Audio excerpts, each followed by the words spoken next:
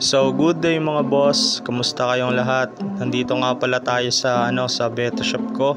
So papakita ako sa inyo yung mga available nating mga beta So iilan lang naman to, kaya ipapakita na natin dito rin sa YouTube. Meron din tayo ditong mga bagong harvest lang na mga beta. So iisa-isay natin yan, so tara. So yun mga boss, ito nga pala yung mga beta natin na plakat na mga may pares na.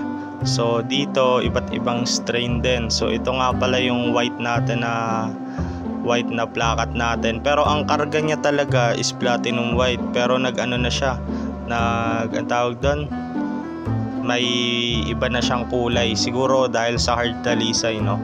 So dito naman meron tayo dito super red na plakat din. Ayan. So yung female na to is na siya, yung belly niya is maglalabas na talaga ng egg. Yan, kung mapapansin nyo, pag medyo white na yung belly ng female nyo, so possible yun na maglabas na ng egg pag breed nyo na. Ito naman dark base na AOC. So tamad siya mag flare ngayon, ayaw niya mag flare. Dito na lang tayo sa isa. So ito male and female din mga boss. Ayan, pares na. So ito pwede nyo na to i-breed sasalang nyo na lang to. Pero pag malayo kayong lugar, tapos pinaship ko to sa inyo, i-condition nyo ulit para sure ball na na maglalabas talaga ng egg.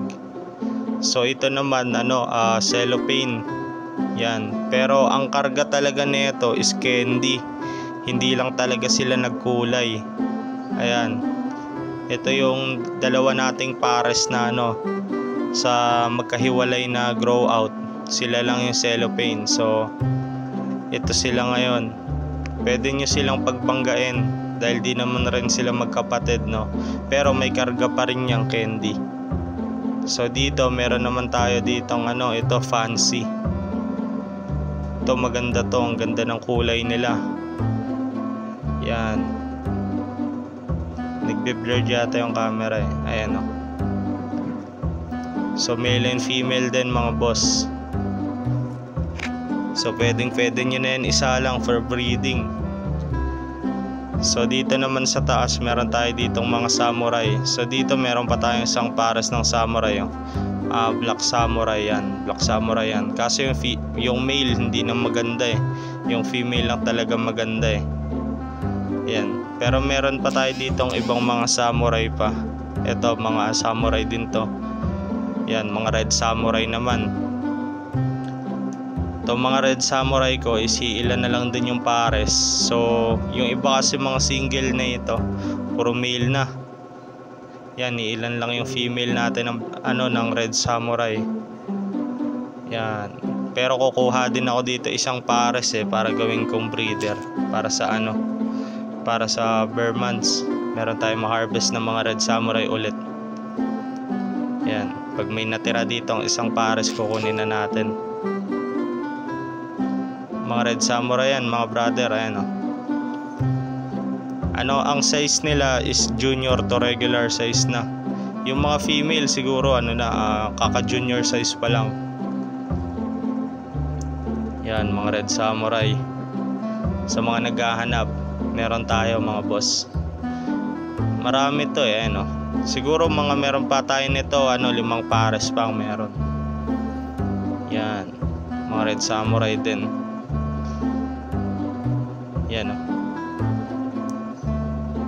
baka mag full mass pa yung mga male nito mga brother, kasi bata pa talaga Yan, so mga red samurai natin yan. Meron din tayo mga single lang, pag hanap nyo single male meron din tayo. So dito meron tayo ditong dark base. Yan, dark base ulit. Ito pwede nyo na rin yan isa lang. Ito nilalamig ko. Yan, candy mga boss, multi candy plakat. Yan, parehas bordado. Parehas bordado yan. Ito naman super red naman to. Super red na plakat. Pwede nyo na rin yan isa lang kung gusto nyo. At dito, ito mga pang freebies ko na to. Pag bumili kayo ng pares, yan, mga pang freebies ko na yan.